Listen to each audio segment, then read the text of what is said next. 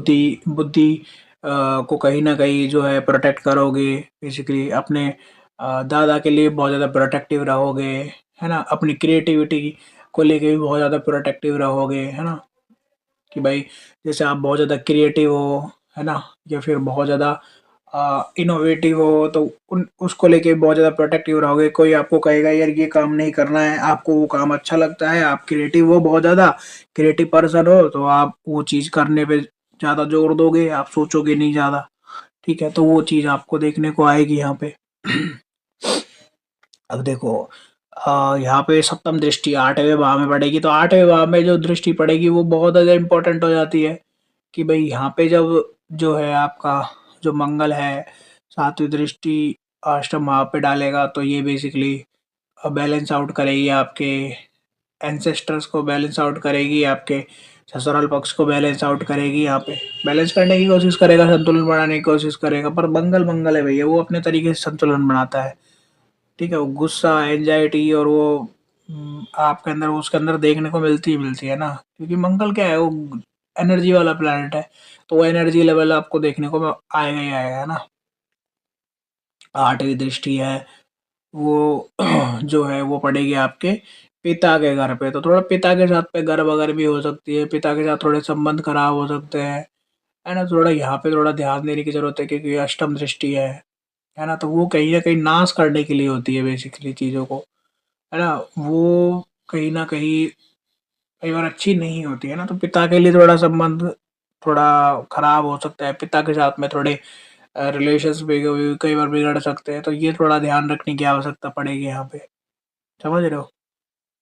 तो ये है जैसे अब यहाँ पे पंचम भाव में पड़ रही है दृष्टि चौथी, तो ये सही है, संतान के लिए प्रोटेक्टिव है, ठीक है? अष्टम में 7वीं दृष्टि पड़ रही है, ये भी ठीक-ठाक है कि भई आप जो हैं आप अपने ससुराल पक्ष के साथ में संबंध ठीक रखना चाहते हैं, तो फिर चलो ठीक है, बैलेंस आउट करने की कोशिश कर रहा है इंसान, है ना? तो वो चीज़ है उसके लिए बढ़िया है।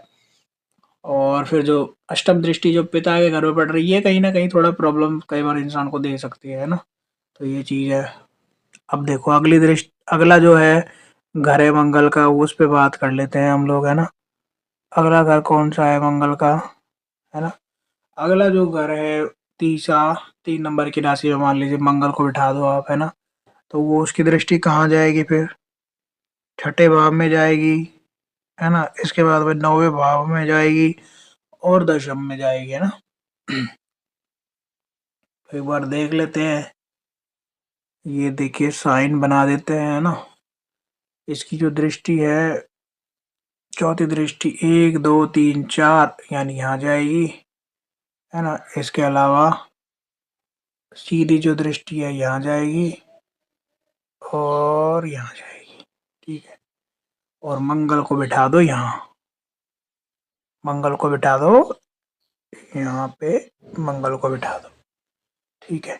अब यहाँ गोल सर्कल दिख रहा है, यहाँ पे मंगल को बिठा दिया है मैंने, ठीक है? अब जैसे ही यहाँ पे मैंने मंगल को बिठाया, इसकी चौथी दृष्टि गई कहाँ पे? 6 नंबर की राशि में यानी छठे भाव में। अब छठे भाव में मंगल की राशि गई, तो फिर क्या होगा? फिर ये हो सकता है कि भई जो है इंसान है वो थोड़ा प्रोटेक्टिव हो सकता है अपने क्या बोलते हैं माँ पक्ष के लिए प्रोटेक्टिव हो सकता है ना? इसके अलावा जो है अपने कर्जों को लेके थोड़ा प्रोटेक्टिव इंसान को होना चाहिए, है ना? क्योंकि देखो मंगल ना कर्जे का भी कारक है, अगर मंगल खराब हो जाए इंसान का तो बहुत ज़्यादा कर्जे में इंसान डूब सकता है, समझ रहे हो? मतलब इंसान ने अगर कोई काम करना है, भाई वो लोन लेके कर रहा है, बहुत ज़्यादा बैंक लोन वो ले रहा है, कर्जे का कारक है बेसिकली मंगल, है ना?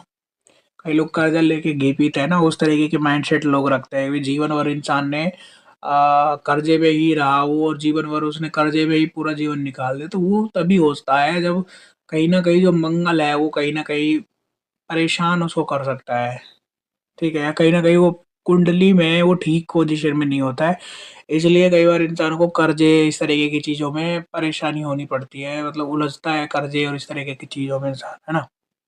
वो तभी उलझ के रहता है।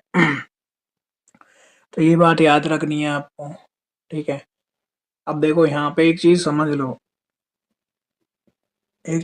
लो और वो ये है